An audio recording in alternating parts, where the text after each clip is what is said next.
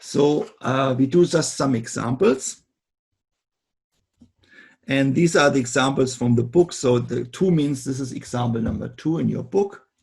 So we have a linear equation system, which is x minus y equal to 1, 2x plus y equal to 6. Again, this is a 2 by 2 system, and we solve it by elimination. And here this is an easy, so it's just obvious because minus y and plus y. So if I add these two equations right away, the y variable will drop out.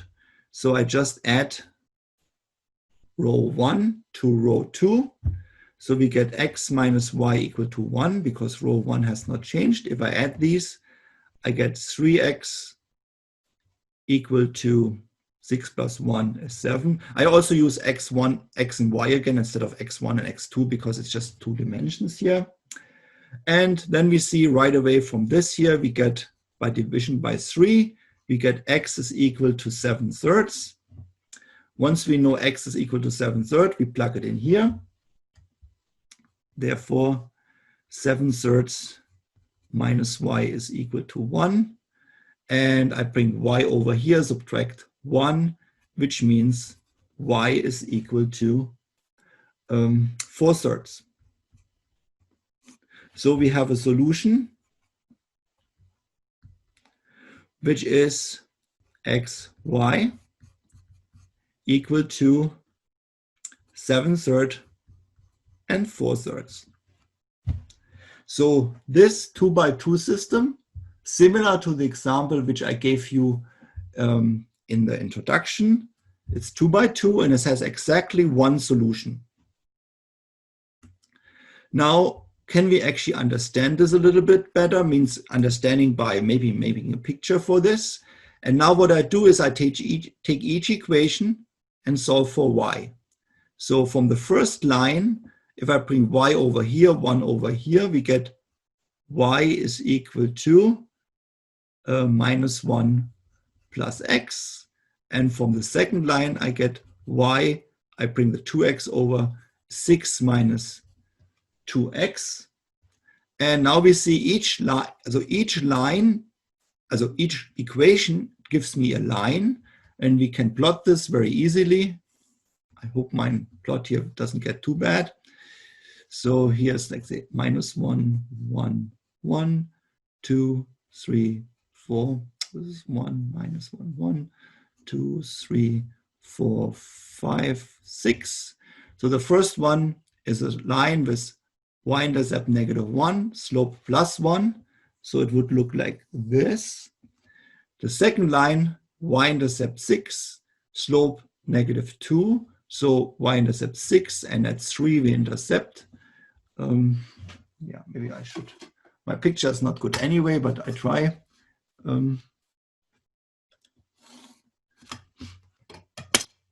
And we see there's actually only one point which is on both lines, and it's about here. And now we know this point is actually the point 7/3, 4/3. So my picture is not totally bad, but also not great. So it should be a little bit to the right of 2 and a little bit above 1, which is actually okay. So we see, okay, if we have a linear equation in 2 variables, each equation determines a line, and we have exactly one solution if the 2 lines intersect at exactly one point. So some linear equation systems have exactly one solution. So now we go to example 3 from your book. It's x plus y equal to 4 and 3x plus 3y equal to 6. Again, I like to use the method of elimination. I look here for the second variable again. For whatever reason, I look always for y. You can also look for x, but I look for y. In order to get a 0 here, I have to subtract the first row 3 times. So I do minus 3 times row 1. So we have the first line. Then 3x minus 3 times x is 0. 3y minus 3 times y is 0. So we have 0 plus 0, which is actually 0. And here we have 6 minus 4 times 3 is 12 is minus 6. So what does this mean? It means if you find a solution here, then 0 is equal to -6. But it turns out no matter what x and y you take, 0 is never equal to -6. So this second line here, 0 equal to -6, is always wrong. So it means you cannot find solutions here, because if you would find a solution, 0 would be equal to -6. And so this is an example for a linear equation which has no solution, so it would be inconsistent. And how can we understand this? And I hope everyone has seen this picture also before. Each line here I solve for y. So the first I bring x over, so it's y equal to 4 minus x. In the second, I bring 3x over and divide by 3. So we have 6 divided by 3 is 2 minus x. And now we see, oh, that is easy to understand why we have here no solution. Because again, I make my picture here, 1, 2, 3, 4. 1, 2, 3, 4. So one line is the line 4 minus x. One line is the line, 2 minus x. So these two equations describe two lines that are parallel, and you all have seen this in high school before. Parallel lines don't have an intersection, so there is no common point. So this thing, when you end up with a line which is always wrong, or a contradiction, or whatever you like to call it, that means you have no solution. So here I should write one solution, also exactly one solution. Here we have no solution. And now you can imagine already what the next example will be. So this is example number 4. Here we have 4x minus 2y equal to 1. We have 16x minus 2y equal to 4.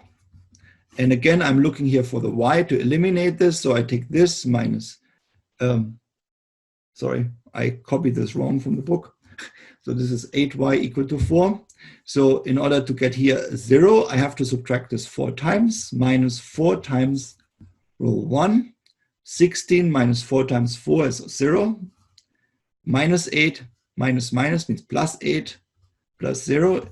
And 4 minus 4 is 0. And sorry, I forgot to copy the first one. Sorry, I should copy the first line. So we have 4x minus 2y equal to 1.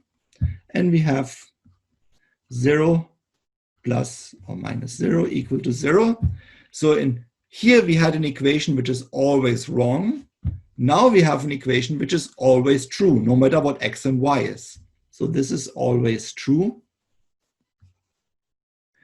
So what this means is the two equations give us actually the same information. So this equation and this equation is actually the same. So in reality, we only have one equation. So we only have 4x minus 2y equal to 1.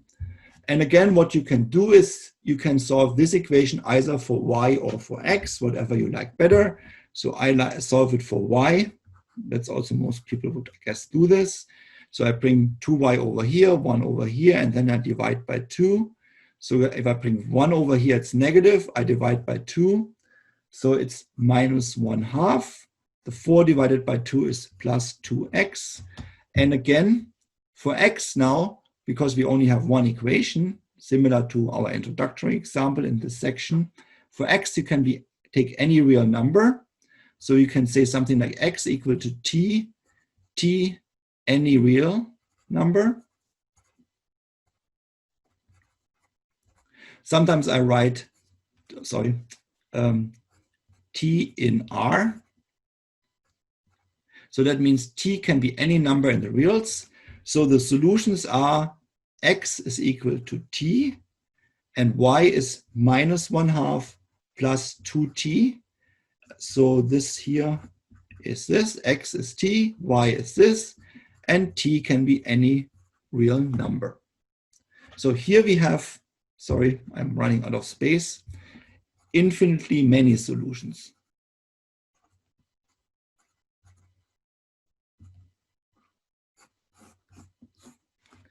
And again, can we understand this? So I plot the two lines.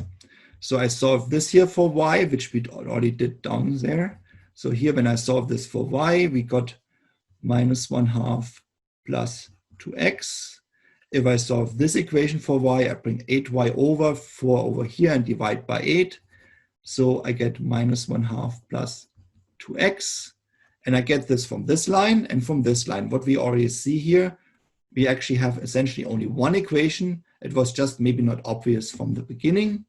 So again, here 1, 1, 1. And 2, and so on. And so we have y-intercept minus 1/2, slope 2, so something like this.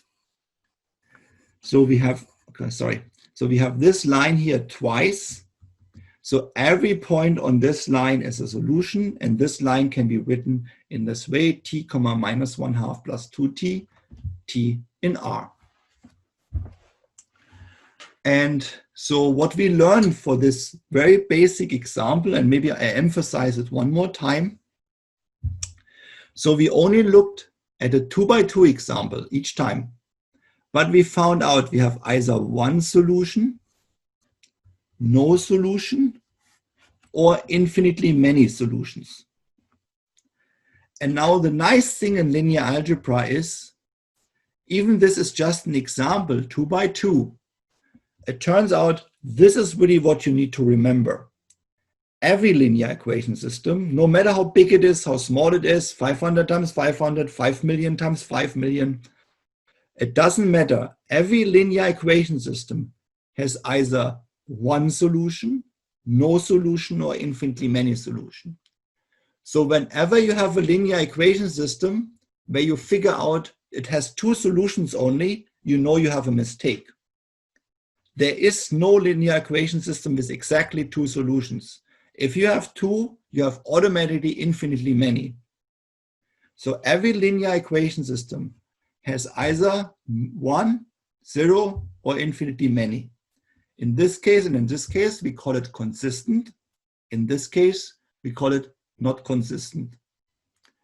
So this is some insight which we see later on in chapter 4 for linear equation systems in general. But that's very nice. So this is already something you should remember, that for linear equation system, it can never be that they have exactly, for example, two solutions or exactly three. Remember when you solve quadratic equations in high school, you usually get no solution, one solution, or two solutions. That cannot happen here. You have either no solution, one solution, or infinitely many. So they're kind of different than quadratic or cubic equations or equations involving logarithms or exponential functions. The linear algebra is really its own world when we look for solutions. Yeah, is this clear to everyone? Yes, thank you.